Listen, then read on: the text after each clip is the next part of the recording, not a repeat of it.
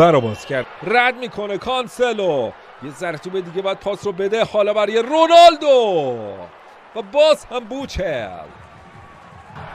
بذاره به جلوی دیگه، موقع برای زدن ضربه بوچل روی ریباند هم نتونستن دروازه رو باز کنه و حالا داورسود پایان نیمه اول میزنه. شینگر از زمین خارج شده، میگر وارد زمین شد در همین ثانیه ابتدای نیمه دوم، ضربه رونالدو و توپی که به تیرک دروازه اصابت کرد.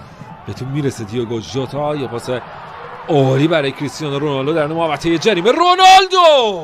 رونالدو کارو تموم میکنه، بالاخره دروازه رو باز میکنه. فوق‌العاده است این رونالدو. این پاس دیدنی، یه استارت زد و این ضربه پای چپ. CR7 با راست خوب میزنه، با چپ خوب میزنه، مگه میشه جلوی او رو گرفت؟